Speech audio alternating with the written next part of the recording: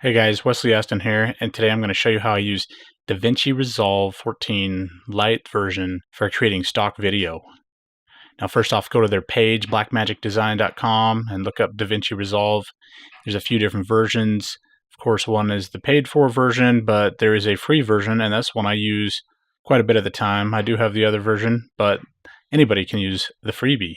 So might as well go download that, get it installed, and let's open her up. Now I use this program quite a bit for doing color correction on all the videos that I shoot, and what I like best about it is that I can render a whole bunch of videos out on one timeline, but save them all as individual files pretty easy, and that's what we're going to go over today, just a little bit of the basics of how to use this program from start to finish. So we're going to open up a project. Of course, I have some past projects in here, but we're going to create a new one and go under Untitled Project. Now it opens you up down here into the Edit tab, and that's not usually where I'm going to start. I want to start under Media.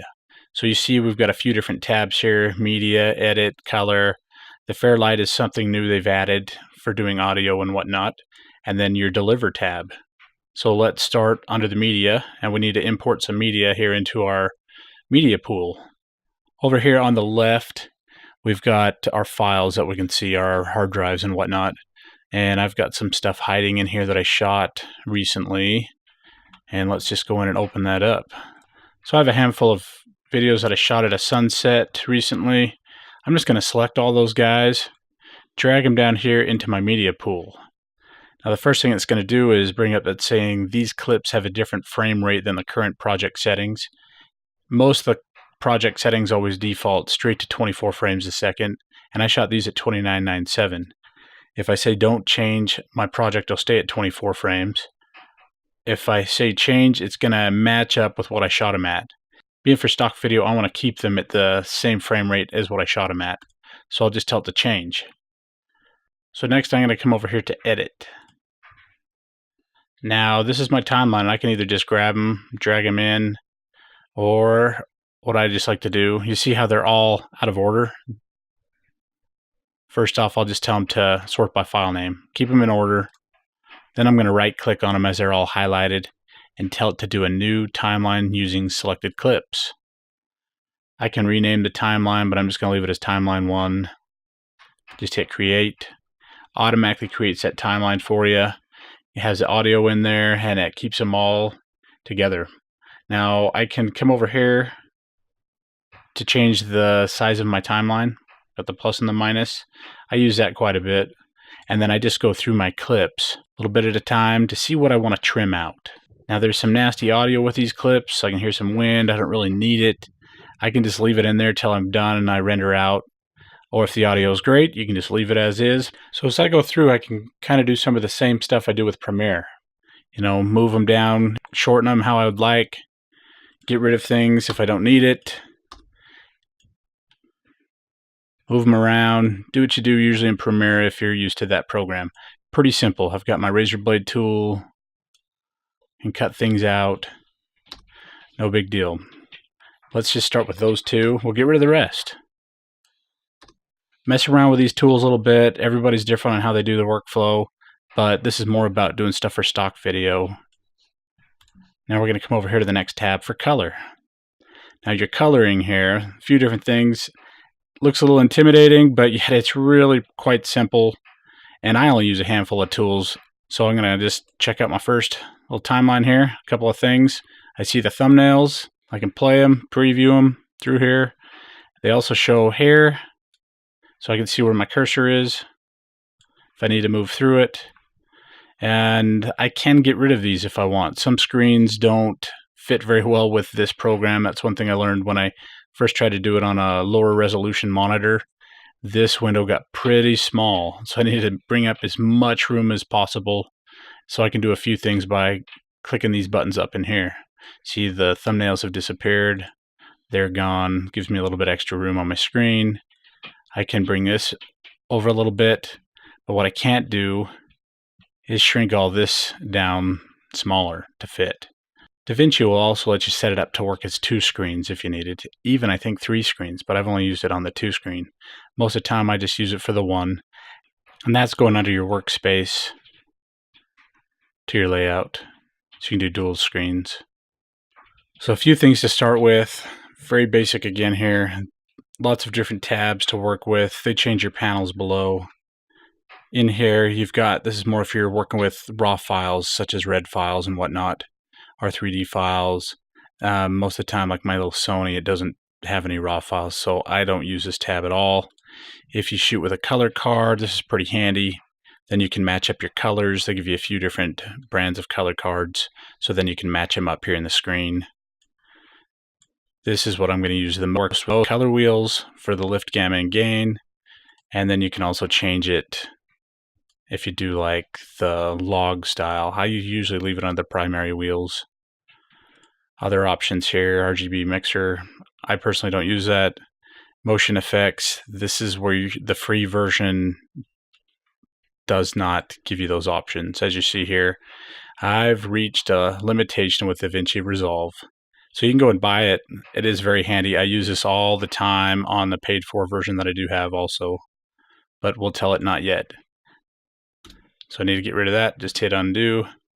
And then for your next panel, you've got your curves. You've got your qualifier. This is pretty handy when you want to select just specific colors. Here is if you want to mask some sections off. I can just pick a section and it gives me different shapes and or a gradient. And then you can reverse those as needed, change them up as needed. You can track them, which is this next section is for tracking. This is for your sharpening and blur. And even though it's set up as blur, and I use this radius, going down is sharpen, going up is blur. So kind of weird, but simple, very simple tool. Get in here for your key input. I don't use any of that personally. This, if I want to pan, tilt, zoom, I use it depending on the clips. And I don't have 3D, so not a big deal. Over here is showing your timeline also, so that I can set keyframes. So if I want to adjust the color as I'm going through, make it change up, or add some other effects, I just mark a keyframe by doing this guy, just clicking it here. And then once I've done that, as I go through, it'll automatically set keyframes as I make the adjustments. And then up top here is one of your most important things. We all work with layers. In DaVinci, it's called nodes. So as I make an adjustment for one thing and then I want to sharpen, I want to create a new node, which a couple of different things you can do. Right clicking to add a node. And there's a few different styles of nodes, serial nodes, parallel nodes. Those, it's good to look up to see what you really need for those. I usually just only use the serial nodes, and there's a couple routes you can do that with just hotkeys and whatnot. So let's go back to the very beginning here of what I would end up doing for something like this. So I come in here, back to my color wheels. I've already cut down the clip of what I want. It looks pretty decent here already, but it's good to bring in some of our scopes monitors. So I'm going to right click, tell it to show scopes. Now this is something where having two monitors is handy. You've got all sorts of stuff, your waveform and your histogram and your vector scopes. So I usually place that on the other screen, or if you only have one screen, it's going to overlay, and you can kind of adjust the size of this to make it fit right. But it looks like it's only going to go down so far for me. Now I can break it down into 1, 2, or 4. Usually I only use the waveform. So if I go to 1, then I can shrink that down, just kind of put it in a section so I can at least see it. Now what that's going to do is I come through here, we got our lift, gamma, and gain, kind of like your shadows, your midtones, your highlights, and then this is just overall everything. As I want to come down and look at this bottom, pretend that's solid black and solid white up top. This image, as I go one way, I can see it getting lighter here, and I see that my blacks are getting pretty high. Very simple. I'm going to bring it back, and I don't want to crush the blacks. I don't want to go too far into that 0. Just put it with what I think looks good for this shot, and then we'll go to the highlights. Bring that up towards the top. If you go down, it gets darker. You go to the top, And if you go too far, then it blows out those highlights. So just go with what you think is going to work best for your shot. Now, if these little guys right here are reset buttons, so I can reset it back to where I was. And you've got this right here, basic auto. Auto button kind of automatically will just line them up for you based on what it sees. Now it brought this qualifier back just because it's kind of the standard. It didn't mess with anything here though. So I can see that it adjusted those to where it thinks it should be. Now I might want it a little bit brighter. Even the midtones I can bring up a little bit and go from there. So that's just basic lighting. Now if I want to adjust the color, that's where these guys are handy.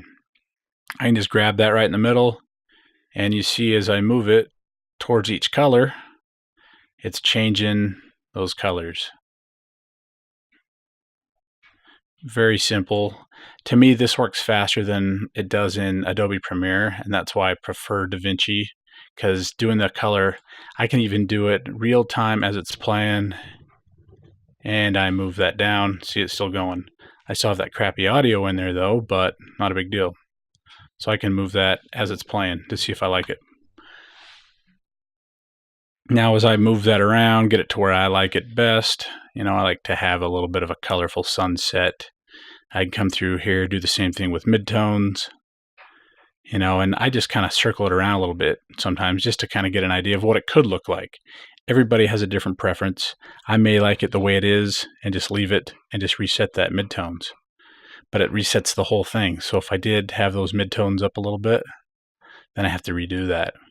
Same with the darks. I can come in here and say, what do I think these darks need to look like? Do they need more red? Do they need more green? Do they need more blue? If they look too red now, then I just move it the opposite way. And that would be, going kind of that greenish blue. But maybe I still want a little bit of red in there or a little yellow. I can move it a little bit the other way. Now there's a few hotkeys to preview what you have done versus the original. And if I hit Option or Alt, depending on your Windows or Mac, I'm on a Mac, so I'm using, it says Alt and Option, and then D. That's my original. That's what I've done to it. You see up here in the node, it puts a big X in it to show you that none of the changes are showing right now. Do it again. So I can go back. Now, once you figure out your colors based on how you want them to look off all these wheels, then you're good. You want to make the next node for doing, say I'm going to do a gradient. I want to do a selective color. I want to sharpen it. Now, again, I showed you earlier by right-clicking, and it brought up a menu. But if I come in here and say Add Serial Node, and here's the hotkey portion, then just hit that. It brings up a new node, which is like a new layer. Now this, I only do one thing for it. So I'm going to come in and sharpen this up a little bit. I'll click that. I don't have to click this to sharpen. I can just leave it at blur, but you get a little more detail in here as you go through there. So I can just come here and I'm just going to sharpen that ever so lightly. I find that if I go too much, it just looks horrible. So I like to sharpen it just a little bit. And I think that looks fine. Now, if I want to go back to make changes on the coloring after I get going, come back over here, double click that node and come over. Because maybe now it's like, I want to add a little contrast or a little less contrast. Can do that. I want to add a little saturation to it now just to make it even more colorful. I can do that. So I try and keep all my colors all on the same node, the same layer. And there, so I've added a little bit more saturation to it. Now I can come back if I need to change the sharpening, but you know what? I don't need to do that. I want to add a gradient filter here, just for the heck of it. So let's make a new node. I can do in the hotkey with the Option S or the Alt S, maybe a new hotkey. I'm going to come over here and I'm going to pick the gradient. Now I just place it how I want. I'm going to just set it here at the horizon so we can kind of see what it does. As I brighten it up, you see that. And of course, I bump the key there. As you adjust the fader there. Now it's like, of course, that's too bright. I don't want to really do that. So it has all these are reset now because they're all reset for this node. So I'm going to come back in. I'm going to put it back to what it originally was. All I really am just going to do on this one is, you know what? I'm going to add even more color to it. Now let's get a little bit of that reflection in there. Maybe in the shadows I need to add some blue. Just so the whole thing doesn't look too red. Now it may look a little overdone, but you know what? You can do whatever you want, and we're just showing you what you can do. Now I can still play that while it's going. I can see it there. And on this note, I can kind of see what it's done. It's only worked on this little section. Now a few of these things, like if I hit this, it's going to do the opposite side. So I can make adjustments for one way or the other way. Now, you know what? I want to add another gradient coming from the side too. I'm going to have to just make a new layer. Come in, do another gradient. It's not going to adjust that first one, but now I can go this route. Now it doesn't really work for this guy, so going sideways isn't really the best route because there's nothing there. So we're going to kind of do it this way. And you know, I don't really have a defined spot, so I'm just going to do a gradient the whole way. And let's add in some other color just so we can see what we're doing here. Can adjust it, kind of fade those off into each other a little bit. You know, I can add a little saturation of that blue. Of course, it wouldn't look this way, but you know, we're just trying to show a little effect anyway. Now, just that's kind of distracting. I don't really want to see it. I can just come back here and just double click on a different node. I won't see that arrow. So we're to a point we've made a few changes, but I have never saved it. If, say, this crashes, which it can do, or it freezes up, which it can do, you never know based on your computer, it's good to save. Command S, I'm going to save this project. Just going to name it test project.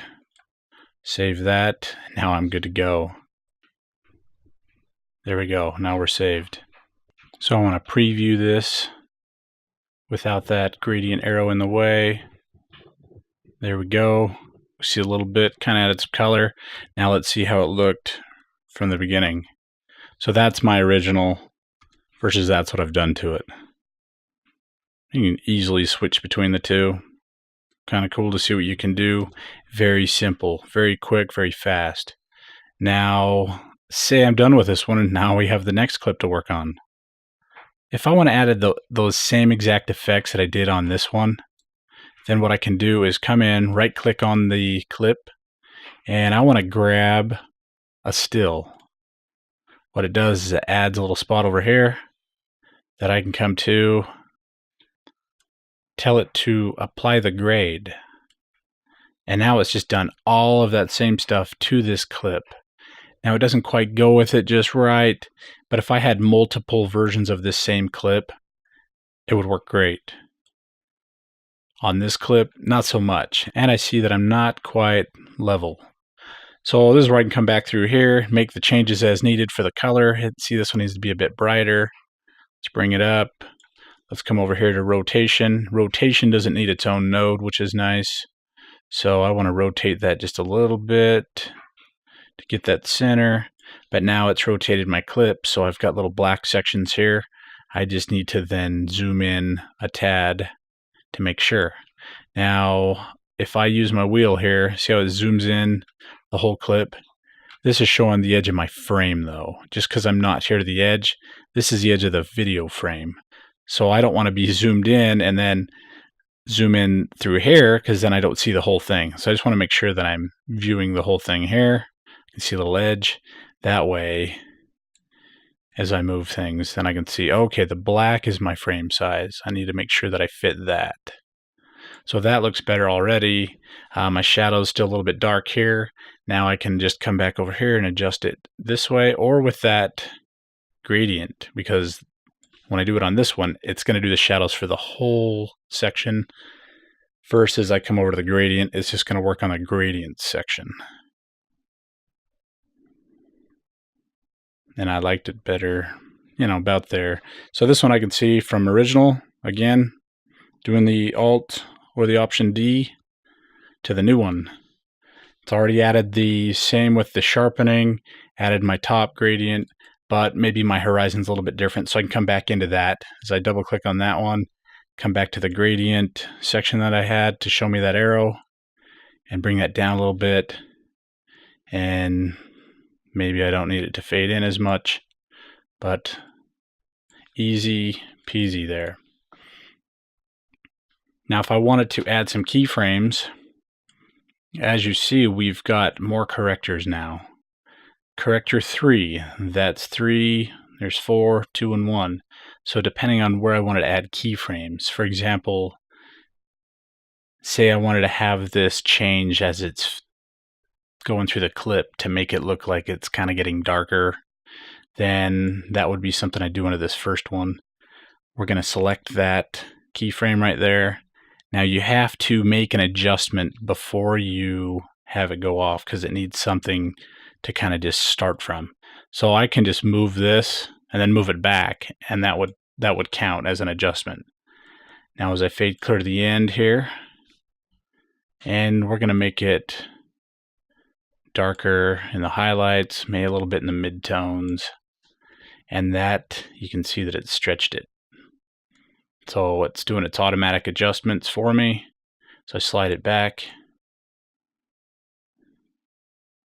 and that's pretty slick right there. Easy. Again, you can do that with the gradients. You would just need to be on that other node, make sure you're selected here, do some sort of little adjustment just to get it going again, and then see, I've marked that where I started at the end, but that's fine. I can make an adjustment. You know, maybe I want to make that just a little bit dark on the top one too. It's going to look weird, I think. I wouldn't normally do this. And then we'll brighten it back up because we're at the beginning of the clip again. And then that works. Now as we're doing this, where we're doing Option D, Alt D to view the original versus what I've done to it, I can do that on individual frames. So I'm selected on this gradient one. I'm going to do Command D instead, and it's only doing that one section, so I can see whether I like it or not.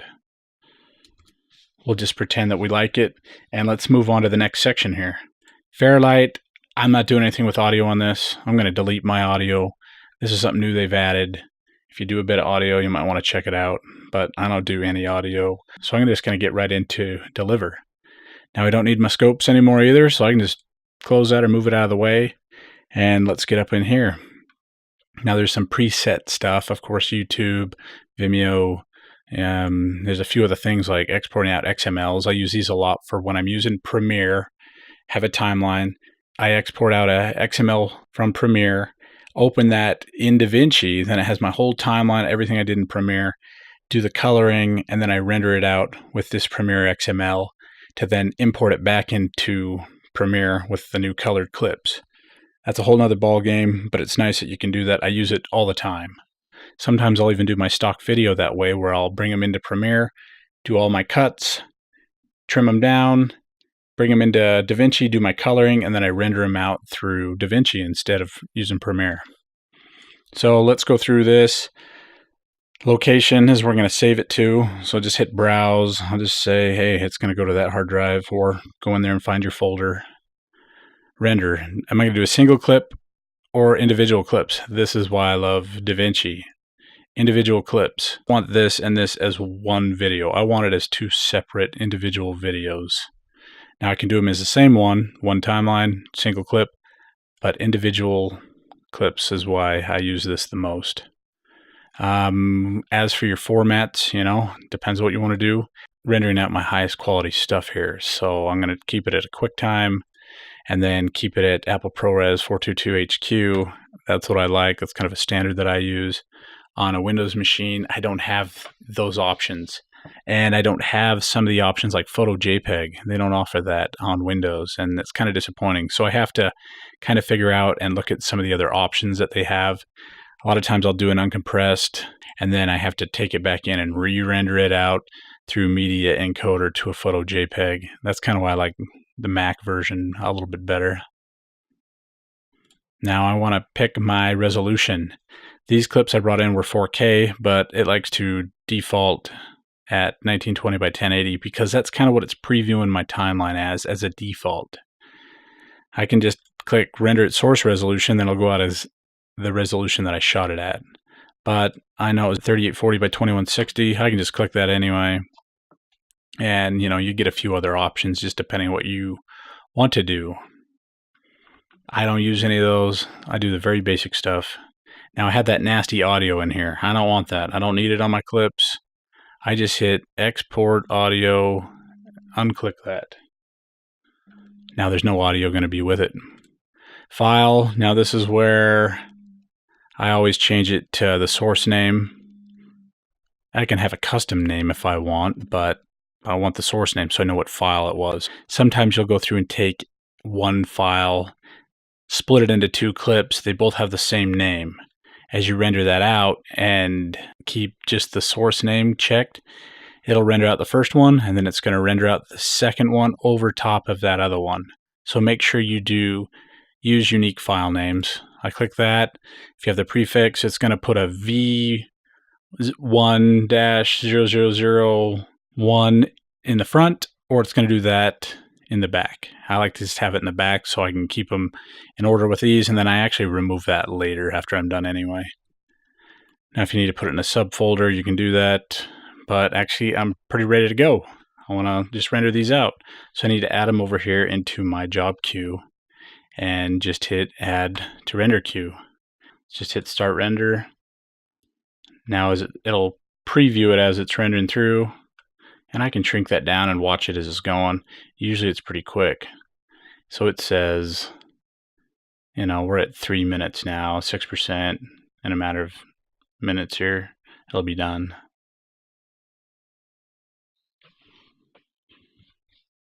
All right, and now it is finished rendering out. Let's go take a look at them here.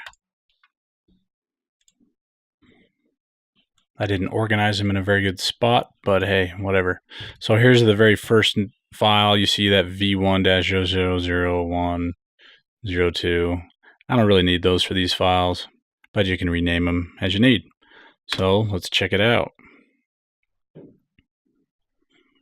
That one looks fine. Hey, I can see a helicopter going through. And if you're happy with that, then you're done.